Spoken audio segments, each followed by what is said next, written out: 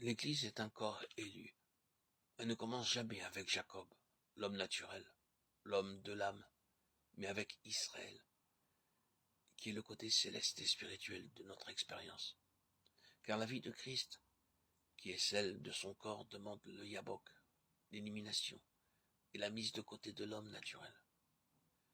C'est sur la base de ce que nous avons vu que se bâtit notre histoire spirituelle, celle d'une vision ou d'une révélation et dans laquelle nous entrons spirituellement, qui nous conformera à Christ.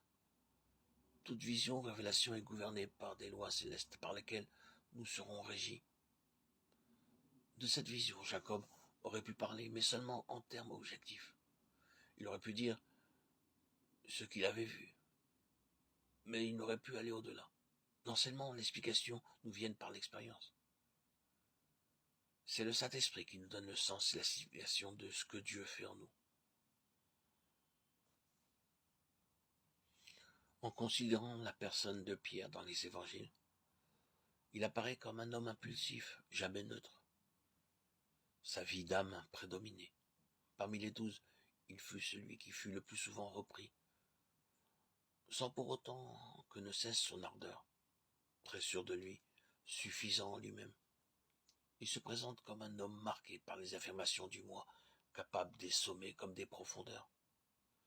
C'est à César et de Philippe, et après la question posée par le Seigneur, « Qui suis-je au dire des hommes? Moi le Fils de l'homme, qu'il déclara, tu es le Christ, le Fils du Dieu vivant. » Matthieu 16, 16.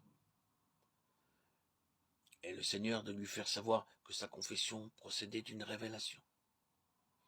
Il faudra que Pierre soit amené par d'amères expériences à la connaissance de lui-même.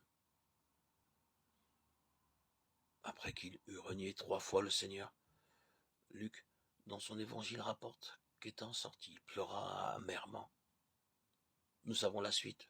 Ce sont les femmes qui rapportèrent les paroles de l'ange. Allez dire à ses disciples et à Pierre, Marc 16, 7. Le Seigneur savait combien son disciple était découragé, abattu, réfléchissant à la profondeur de sa chute. Aussi ces paroles et à Pierre touchèrent fortement son cœur. Est-ce possible qu'il ne m'ait pas rejeté? Mais non. Pourquoi aurait-il dit à Pierre, ce fut pour cet homme des moments terribles en vérité?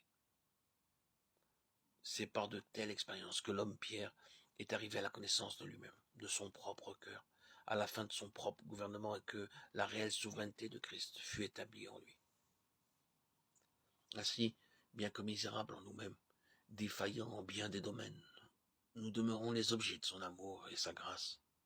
Il travaille, nous discipline, pour nous amener au constat de notre propre faillite, afin de faire de chacun de nous des princes pour nous élever à la dignité royale, afin de régner avec lui dans son nouvel univers. C'est par les voies de Dieu que sont formés les serviteurs, ceux qui seront de quelques utilités pour lui, et bien que nous ne comprenions pas pourquoi toutes ces situations éprouvantes et douloureuses. Il sait, lui, pourquoi.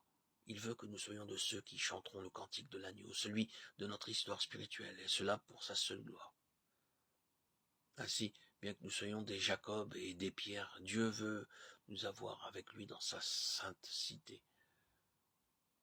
Que le Seigneur nous aide à regarder à lui dans la foi, afin que nous soyons trouvés avec lui, pour toujours.